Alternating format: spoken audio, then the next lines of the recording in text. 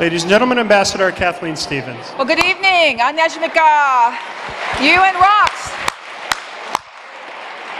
I could sing the Semal Undong song for you, but I don't have Ambassador on the drums anymore, so we'll save that. I am so delighted to join you tonight as a new member of the Korea Society's Board of Directors, and also, I must say, for one of the most fun parties the Korea Society has thrown in a long time. It's great to be here.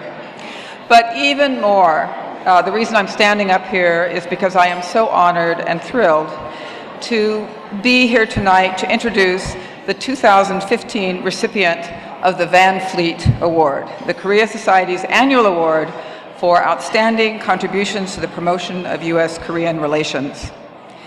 Chairman Kim Ho-yeon, founder of the Kim-gu Foundation and chairman and CEO of Bingore Corporation, is this year's honoree. I think there's going to be some images on the screen that will give you some sense, as does your dinner program, of Dr. Kim's public service, his international engagement, his philanthropy.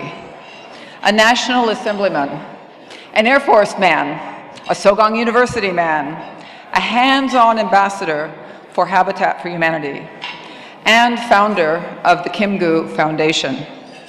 Now, I'm going to have a little more to say about the foundation, but first, I have a confession to make.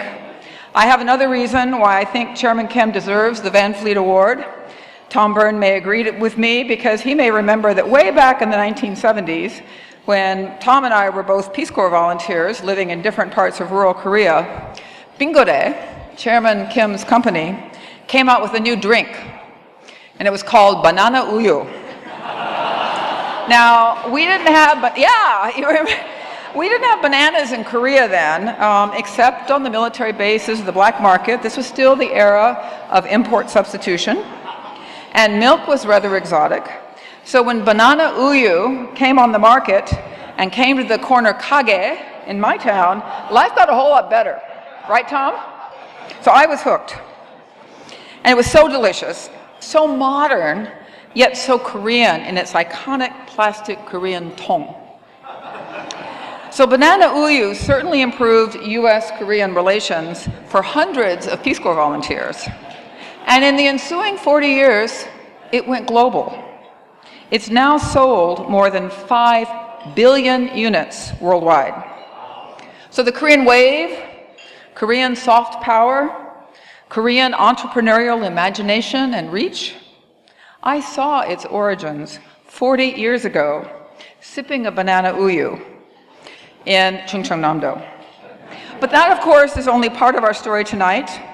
In establishing the Kim-gu Foundation in 1993, Chairman Kim and his equally committed and accomplished wife, Kim Mi, not only honored the member of Korea's most admired independence leader. In the ensuing years, they have harnessed the towering legacy of Baekbom Kim-gu to inspire and support programs that bring deep scholarship, fresh thinking, and creative approaches to understanding Korea and its journey, Korea and its places in the world, something that we heard discussed so eloquently tonight by President Kim. The Kim-gu Foundation has invested in the future of the U.S.-Korean relationship through its association with the Korea Society and through its ongoing support of educational and cultural endeavors in some of our leading universities: Brown, Harvard, Tufts. I have seen for myself the personal commitment that Dr. Kim and his family bring to everything they do, from hand-pollinating Korean pears in Chungcheongnam-do to introducing Korean poetry, shijo, to Americans, and maybe a little pansori later on tonight. I have a lot of stories I could tell about this remarkable foundation, this remarkable family. I'm only going to tell one more. Not long after I arrived in Seoul as the new American ambassador, I visited the Kim-gu Museum. And one of the photos that you may have seen tonight, maybe it'll be back up there again, is from that visit. And in that photo, you'll see a calligraphy that I was presented by Chairman Kim's father-in-law, General Kim Shin, Kim-gu's son, and a great Air Force pilot and diplomat in his own right. The calligraphy was written by Kim-gu in 1948, a year before his death, and it was given to an American diplomat posted in Seoul at the time and inscribed to him. And he wrote, I wish it was up there rather than my picture, I shouldn't look at that. He wrote, this is a test for all of your Chinese characters, Han Mi Chin San Pyeongdong Hojo. Korea and the US, friendship, equality, cooperation.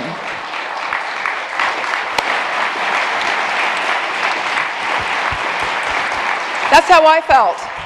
I thought, in 2008, 2009, that was a pretty good motto for an American diplomat in the 21st century. And so I took that calligraphy back to the residence in Seoul, and I hung it there. It's still there. Because my successors, like all of us, need to continue to be inspired and challenged to realize Kim Goo's vision of a relationship between our two countries and between our two peoples of ever deeper friendship, equality, and cooperation. Dr. Kim and his family, the Kim Goo Foundation, are certainly doing their part. So congratulations to Dr. Kim on being this year's recipient of the Van Fleet Award. As Ambassador Hubbard mentioned, we're very sorry that Dr. Kim was not able to travel to New York on this occasion, but he has sent prepared remarks. I'm so honored to be able to introduce the gentleman who's going to read his remarks. It's very fitting that it is Dr. Sung-Yoon Lee, the Kim Goo Foundation Professor of Korean Studies at the Fletcher School, Tufts University. Professor Lee.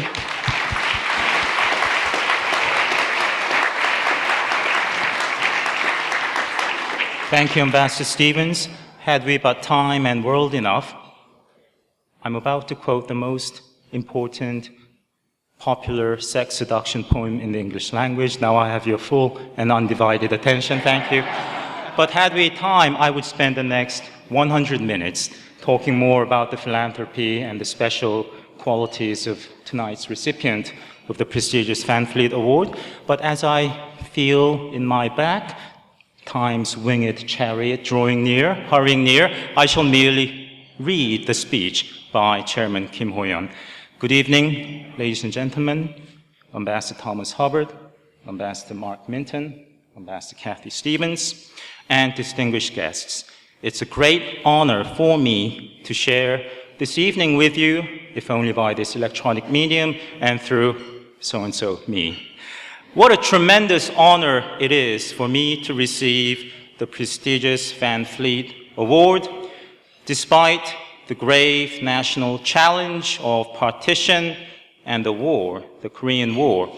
American leaders like General Van Fleet saw the vast potential of the Korean people and the Republic of Korea and laid the foundation of the very special ROK-US relationship. And allow me again to honor the grandson of General Van Fleet, Mr. McChristian. If you would stand again, please, sir. Thank you. I hardly need to tell you, ladies and gentlemen, about the great strides that the Republic of Korea has made over the past 60 years in terms of political development and also economic development. But today, of course, we have an added layer of intimacy between our two great nations. More and more education and culture are becoming important, on par almost with economic, political, security, those traditional political issues. I am especially pleased to receive this award today on June 22nd, on the occasion of the 50th anniversary of the normalization of diplomatic relations between Korea and Japan.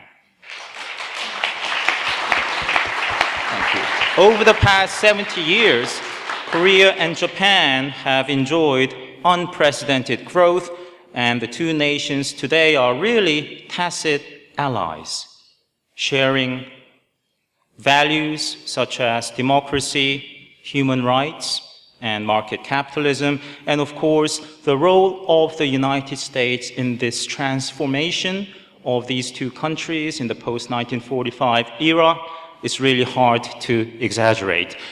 Let me add, that the role of the United States has been essential in these two neighboring countries in overcoming the Great Barrier, the Great Wall of history. Only when we squarely face history are we able to forge together a better future. In recent years, the Kim-gu Foundation, which I founded in honor of the great Korean patriot, has made an effort to serve as a catalyst for closer educational and cultural contact between Korea and the United States. For example, in 2004, we established at Harvard University the Kim-gu Visiting Professorship. The next year, a seminar series, Kim-gu Forum, on U.S.-Korea relations, at which Ambassador Hubbard and Ambassador Stevens have spoken in the past. We also established at Brown University, at the Watson Institute for International Studies, the Kim-gu Library, a repository of books and other material on Korean history, politics, and culture.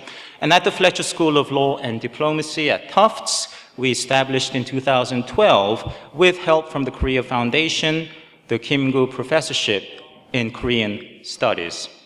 Our goal has been to provide opportunities for the international body of students and scholars and policymakers at these renowned universities in the United States to explore Korean history and culture.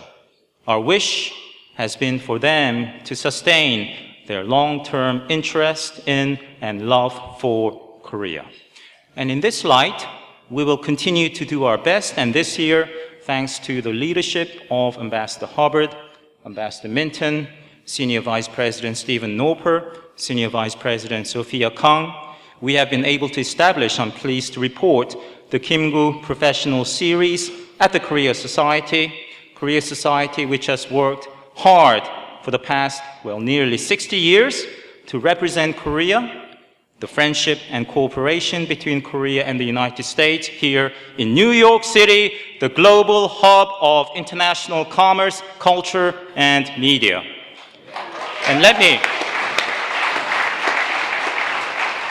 take this opportunity to acknowledge the first class of the Kim-gu Professional Series Fellows, people seated over there like Julia Quincy, James, Sean King, Mr. Martell. Will you stand, please, and acknowledge yourselves?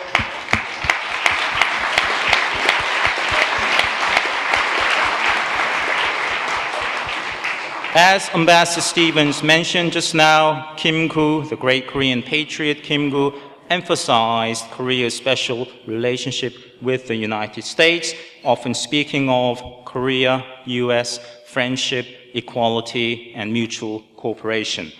The Kim-gu Foundation, established in memory of Kim-gu, will strive to honor his great vision for Korea-US relations, and may I ask everyone gathered at this special occasion this evening for your advice and suggestion in advancing and reinforcing this great and important vision. Thank you very much. Thank you, Professor Sung-Yoon Lee.